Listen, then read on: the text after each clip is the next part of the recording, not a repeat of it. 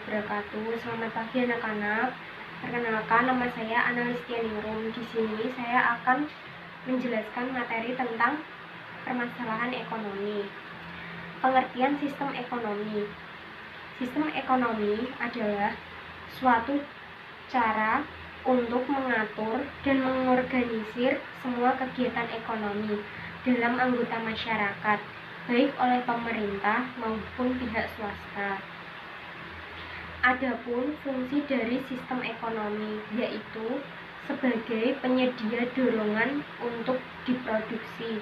Yang kedua, untuk mengordinasi kegiatan individu dalam suatu perekonomian.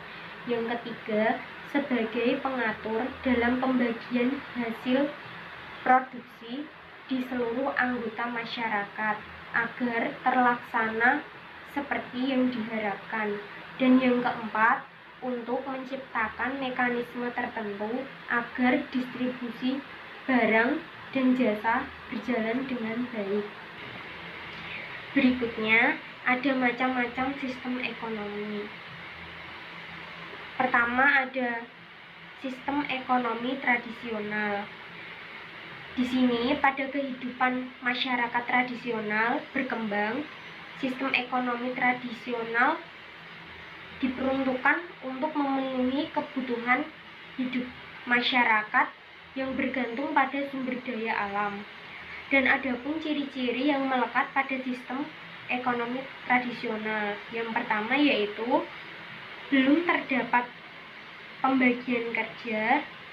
Yang kedua, berkembang sistem barter dalam pemenuhan kebutuhan.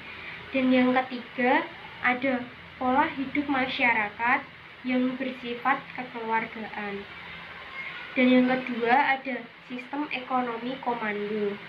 Sistem ekonomi komando terpusat pada suatu negara yang dikontrol secara penuh pemerintah pusat. Adapun ciri-ciri yang melekat pada sistem ekonomi komando. Yang pertama yaitu alat dan sumber produksi dikuasai oleh negara. Dan yang kedua, tidak adanya kebebasan dalam berekonomi bagi masyarakat. Dan yang ketiga, kebijakan ekonomi diatur dan ditentukan oleh pemerintah. Dan yang ketiga, ada sistem ekonomi liberal.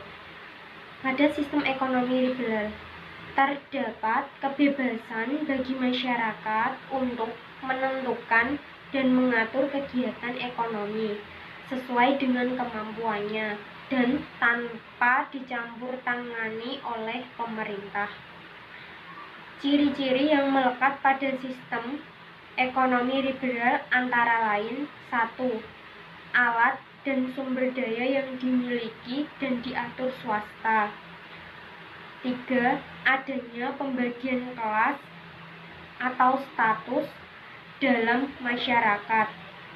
Dan yang ketiga, tidak ada campur tangan pemerintah dalam kegiatan ekonomi. Dan yang keempat, ada sistem ekonomi campuran. Penerapan sistem ekonomi campuran yang mendukung terwujudnya peran yang seimbang antara pemerintah dan swasta. Hal ini berarti bahwa pemerintah memberikan kebebasan kepada masyarakat untuk melakukan ekonomi. Dan ada pun ciri-ciri yang melekat pada sistem ekonomi campuran. Yang pertama, negara sektor vital yang bergerak, hajat hidup orang banyak. Dan yang kedua, adanya peran berimbang antara pemerintah swasta dalam perekonomian. Adapun kelebihan dan kelemahan dalam masing-masing sistem ekonomi. Di sini saya akan menjelaskan kelebihan dan kekurangan masing-masing sistem ekonomi. Yang pertama, sistem perekonomian ekonomi tradisional. Kelebihan dari sistem ekonomi tradisional yaitu kegiatan perekonomian berjalan atas dasar kejujuran, karena tujuannya untuk pemenuhan kebutuhan hidup, bukan untuk mencari keuntungan semata. Dan yang kedua, hubungan antara individu di masyarakat masing-masing sangat kuat dan saling tolong-menolong. Dan yang ketiga ada peran pemerintah. Pemerintah berperan untuk pengawas sehingga tidak terjadi monopoli oleh pihak pemerintah. Adapun kekurangan yang dimiliki oleh sistem ekonomi tradisional. Di sini saya hanya menyebutkan salah satu kekurangan maupun kelebihan sistem tradisional. Selebihnya kalian bisa melihat di RPP. Di sini ada kekurangan yang dimiliki oleh sistem ekonomi tradisional. Di sini saya hanya menyebutkan beberapa salah satu contoh kelebihan dan kekurangan sistem ekonomi tradisional. Selebihnya kalian bisa mencari di buku atau sumber-sumber lainnya melalui internet. Dan salah satu kekurangan yang dimiliki oleh sistem ekonomi tradisional adalah belum ada nilai standar dalam transaksi tukar-menukar dalam suatu barang. Dan di sini ada juga sistem ekonomi komando. Kelebihan sistem ekonomi komando yaitu mudah mengendalikan harga dan pemerataan, dan inflasi mudah dikendalikan. Adapun kekurangan yang dimiliki oleh sistem ekonomi komando yaitu penjatahan sering menjadi kebutuhan dan solusi.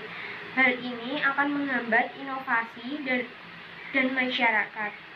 Dan yang ketiga ada sistem ekonomi liberal. Kelebihan dalam sistem ekonomi liberal ini adalah inisiatif dan kreativitas dapat dikembangkan. Sedangkan kekurangan yang dimiliki liberal adalah perekonomian mudah menghadapi ketidakstabilan.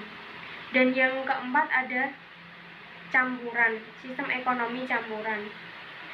Kekurangannya adalah beban pemerintah akan lebih berat dibandingkan dengan sektor swasta.